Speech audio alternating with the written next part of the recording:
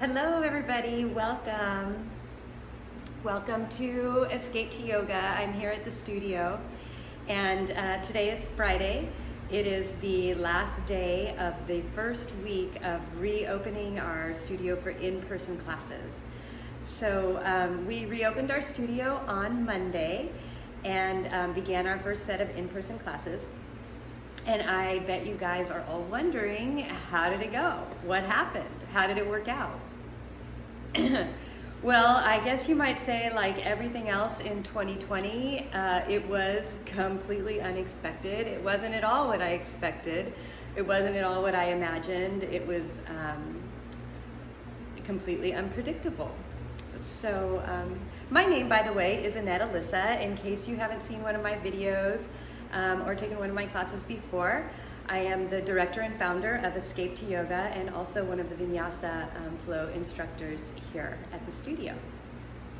So what I envisioned as an optimistic entrepreneur was that the moment that we opened our doors, people would come swarming in and we would have, because of our reduced capacity, because of social distancing, we would have wait lists and we would have to be very careful about the flow pattern in the studio in order to keep everybody safe. That was what I imagined in my mind. In fact, I came up with some pretty complex ways to keep everybody safe. For example, I have here a map that I created of the shala. And you can see that actually 13 people fit in the shala quite comfortably, even with 6 feet of social distancing. And we had a plan here where you would enter the shala and follow these predetermined traffic patterns to get your props and drop off your things in the storage cubbies and make it to your mat without having to pass near anybody else's spot. In fact, in order to accomplish this, we had numbers for each spot. So when you came into the studio, you would be given a number and be directed to move to the numbered spot. And so all of that just to make sure that people maintain social distancing throughout the studio. The other thing that we implemented or attempted to implement was a mask policy. So, as you know, I kind of made the error on the side of over safety in this situation. We closed our doors 10 days before we were asked to, and we are definitely coming back slowly in a limited fashion. And I wanted to implement all of the safety guidelines that we possibly could. And one of those was that I thought that we would practice with masks on.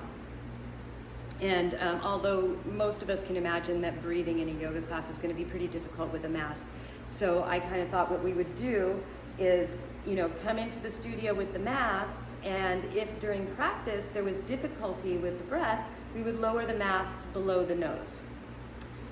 That worked okay in some of our slower moving classes, but for the strong flow vinyasa class, that did not work at all. It was it was not a practical way to practice, to have the face covered, and as an instructor who's not only attempting to breathe through the practice but also to speak and breathe through the practice, it was very difficult, and I just don't think that it's practical.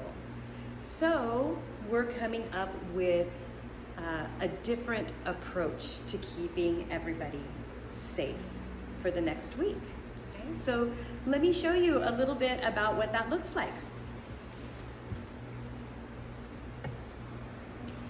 So when you come into the studio, we want to keep our masks on. We will still want to have masks when we come into the studio and maintain social distancing using these little waiting spots that we put on the floor.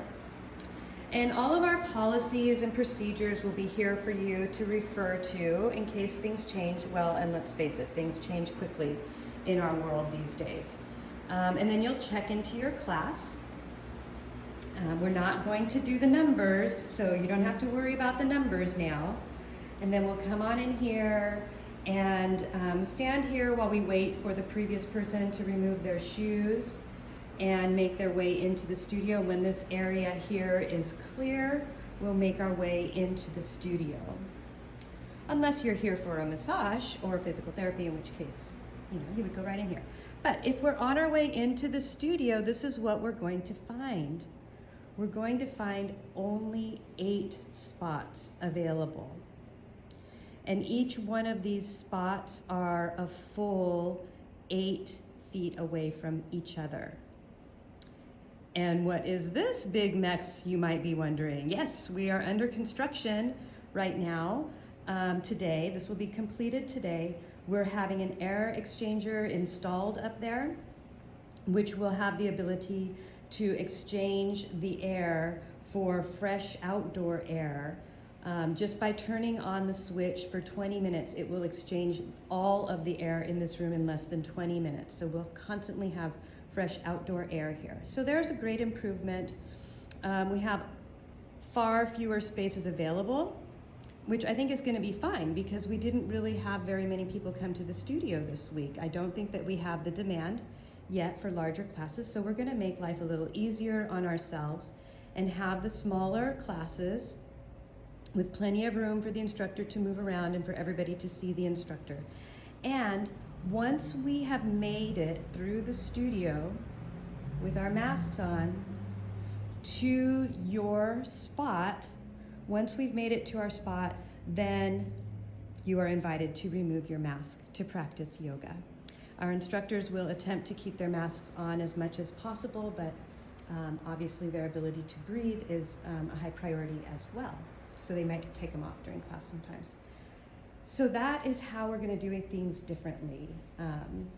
Less people in the room so that masks are less needed and we can practice with our full breath the way we're accustomed to practicing.